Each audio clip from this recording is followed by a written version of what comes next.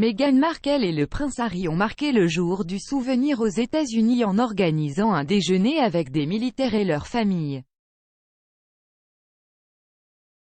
Jeudi, Meghan et Harry ont rejoint le personnel de l'armée et leurs familles à la base commune Maguire-Disley-Hurst, une base aérienne du comté de Burlington, New Jersey. Le duc et la duchesse de Sussex ont été photographiés en train de discuter et de dîner le jour connu sous le nom de Journée des anciens combattants aux États-Unis et du jour du souvenir au Royaume-Uni. Un porte-parole de Meghan et Harry a déclaré que le couple avait rencontré des membres des 6 branches de l'armée américaine lors de leur visite. Leur discussion était axée sur des sujets proches du cœur des Sussex, la santé mentale et l'importance de la communauté. Pour cette visite, Meghan a enfilé une tenue noire tandis que Harry portait un costume gris avec une chemise blanche. Le duc et la duchesse avaient tous deux un coquelicot rouge du souvenir épinglé sur leur sommet, dans ce qui pourrait être considéré comme un clin d'œil à la tradition britannique de revêtir la fleur à l'approche du dimanche du souvenir. Aux États-Unis, les coquelicots ne sont normalement pas portés le jour des anciens combattants car c'est une journée célébrant tous les anciens combattants vivants. Au contraire, un coquelicot est enfilé le jour du souvenir en mai. La visite de Meghan et Harry à la base de l'armée de l'air a eu lieu quelques heures après avoir assisté au gala Salute to Freedom. Le duc, lui-même un vétéran, était l'une des invités d'honneur qui a décerné les premiers prix de la vaillance aux récipiendaires qui ont fait preuve de courage et de persévérance face à un grand danger ou à une lutte personnelle.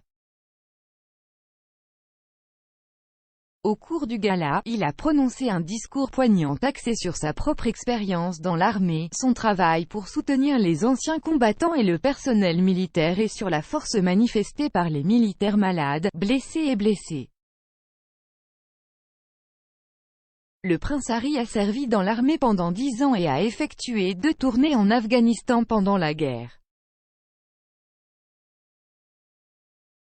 Parlant du choc subi par beaucoup après leur retour d'une zone de guerre, le duc a déclaré « Beaucoup d'internes dans cette salle comprennent pourquoi les militaires se sentent souvent isolés après leur retour à la maison ou une fois qu'ils ont quitté les forces.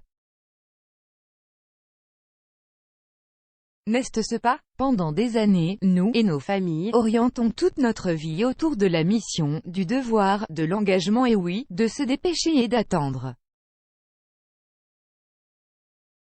Et à notre retour, nous aspirons aux mêmes sentiments et contributions, objectifs personnels, concentration, service aux autres et faire partie d'une équipe. Je vis aux États-Unis depuis près de 2 ans maintenant, je dois dire, être témoin de votre soutien à tous ceux qui se mettent en danger pour défendre nos libertés et nos libertés, c'est remarquable et extrêmement respecté. Cela me rappelle la profonde vénération que nous, les Britanniques, avons également pour nos militaires.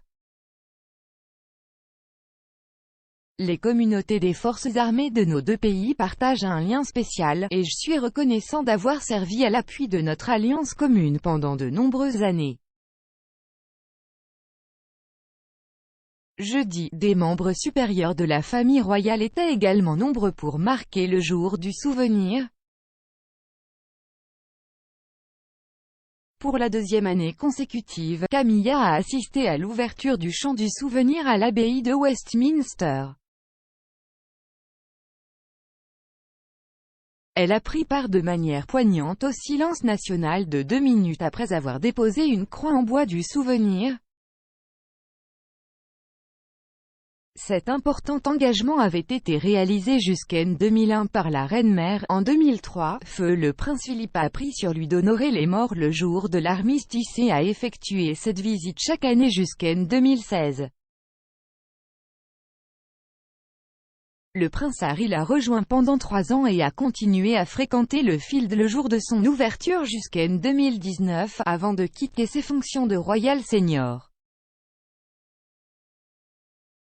Sophie, comtesse de Wessex, a assisté au défilé et au service de l'armistice à Bedworth, où elle a déposé une couronne au monument aux morts. Les cousins germains de la reine, le duc et la duchesse de Gloucester, ont assisté à un service du jour de l'armistice au National Memorial Arboretum. Le jour du souvenir, le palais de Buckingham a également informé le public que la reine assistera au service national du souvenir le 14 novembre au cénotaphe.